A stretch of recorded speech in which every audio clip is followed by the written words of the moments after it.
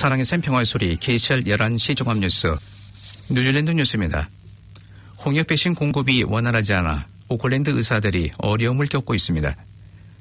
현재 고위험 지역에 분배된 백신의 대부분이 소진되었으며 오클랜드의 홍역 백신의 재고가 거의 없는 것으로 파악되고 있습니다.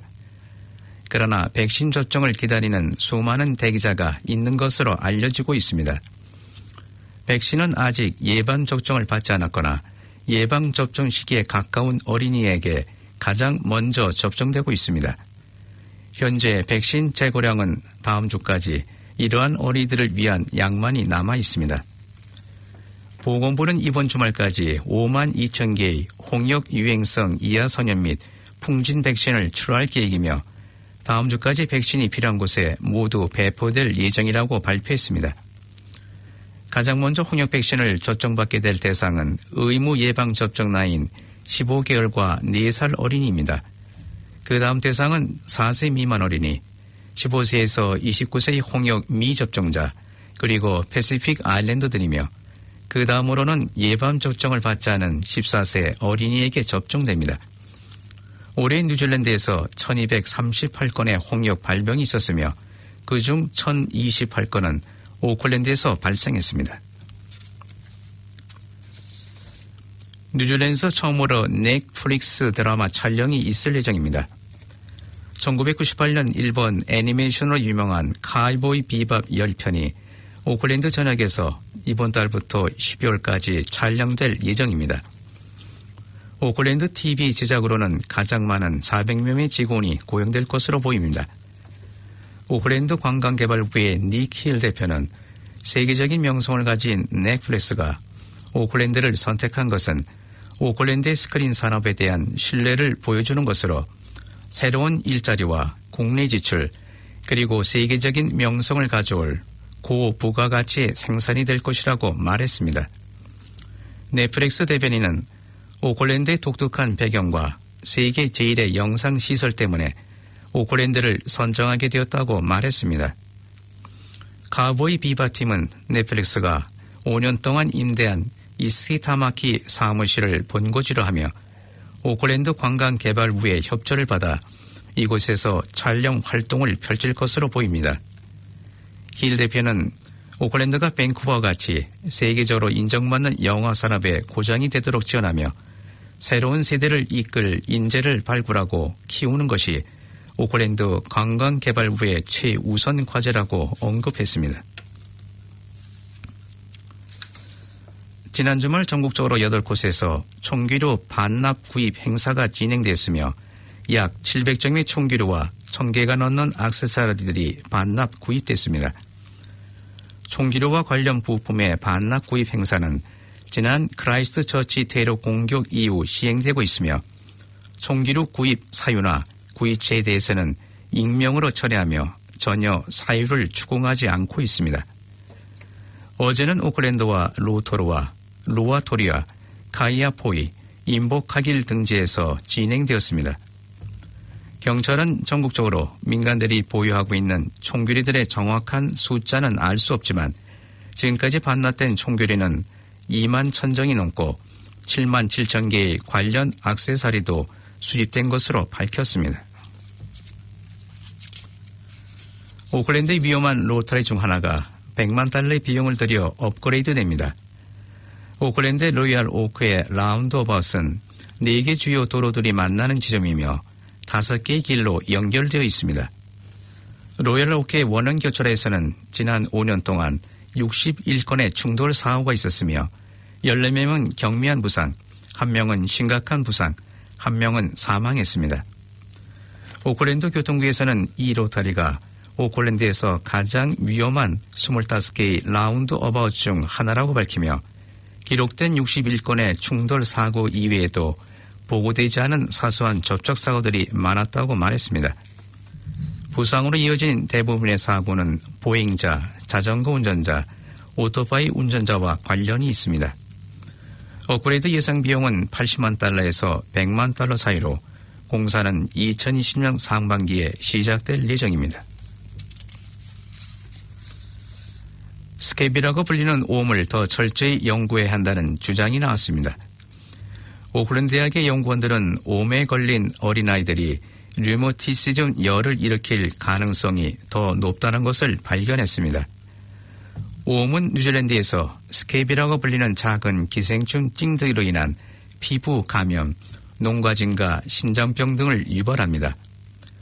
공중보건연구원의 시먼 소리 박사는 류머티즘 열은 특히 마우리와 퍼시픽 아일랜드에게서 높은 발병률을 보인다고 말했으며 옴을 진단하고 치료하면 류머티즘 열을 사전 예방할 수 있을 것으로 기대하고 있습니다.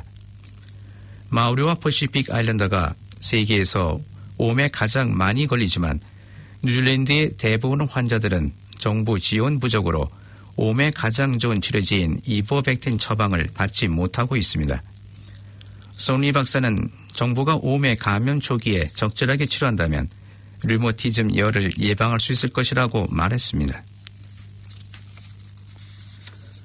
오클랜드 도심철도 사업인 시티 레일링크 공사가 진행 중인 시내 지역에서 도난 사고가 연이어 일어나면서 업소 주인들은 경찰의 순찰을 강화하도록 요청하고 있습니다. 몇 주 전 알버트 스트리트에 있는 한 데일리에 무장감도가 침입하여 담배와 현금을 갖고 도주한 사건이 있었으며 지난주에도 섹스피어 태번에 강도가 들어 골동품 의자들이 도난당했습니다. 두 사건 모두 공사 현장이 진행되는 건축 자재들과 안전시설 등에 숨어 있다가 범행을 저지르고 다시 숨을 수 있는 곳들을 이용하여 도주하고 있는 것으로 알려졌습니다. 시티레일 링크 관계자는 공사 현장에서 안전설비물로 설치해둔 시설물들이 범행에 이용되고 있는 것은 인정하지만 안전 문제로 이를 철거할 수 없다고 밝혔습니다. 시티레일 링크의 알버트 스트리트 공사는 내년 11월까지 계속될 예정입니다. 자원봉사들이 리틀 블루 펭귄의 개체수를 유지하기 위해 노력한 결과 이 작은 펭귄이 웰링턴시에 자주 출몰할 것으로 보입니다. 웰링턴 하버의 마티우 썸스 아일랜드는 세계에서 가장 작은 펭귄의 피난처가 되고 있으며 30년 이상 포식자 없이 번식하고 있습니다. 펭귄은 섬에서 둥지를 틀고 있으며 최대 300쌍의 펭귄과 250마리의 아기 펭귄이 섬에 서식하고 있을 것으로 추정됩니다. 작은 블루 펭귄은 번식기 동안 웰링턴시로 들어가 거리를 방황하기도 하며 지난 금요일 밤에도 한 쌍의 블루 펭귄이 웰링턴 거리에서 발견되었습니다. 펭귄은 서식기에 웰링턴 거리에 출몰하는 경우가 있으며 특히 새벽과 황혼에 나타나고 있습니다. 건설회사 스탠리그룹이 파산함에 따라 500여 개의 관련 회사가 직접적인 영향을 받게 됐습니다. 스탠리그룹의 6개 건설회사는 지난주 청선 작업에 들어갔으며 와이카토와 오클랜드에 있는 톨 우드 회사 4군데에서 120명의 직원이 해고되었습니다. 정산인 보고서에 따르면 이 회사는 외부 채권자에게 950만 달러의 빚과 함께 1350만 달러의 적자를 기록했습니다. 스탠리그룹은 약 250개 회사에 각각 10,000달러 이상의 빚을 지고 있으며 가장 큰 10명의 채권자에게는 각각 평균 30만 달러 이상의 빚을 지고 있습니다. 한 채권자는 회사 이사들에게 책임을 물어야 할 위법사항이 있다면서 무모한 거래의 증거가 있다면 이사들이 책임을 져한다고 말했습니다. 세븐샵의 최근 연구한 결과에 따르면 운전자들이 차 창문 밖으로 많은 쓰레기를 버리는 것으로 나타났습니다. 차 창문 밖으로 내던져지는 쓰레기의 20%는 씹었던 껌, 16%는 담배꽁초, 10%는 음식물 포장재 및 비닐봉투 등인 것으로 나타났습니다.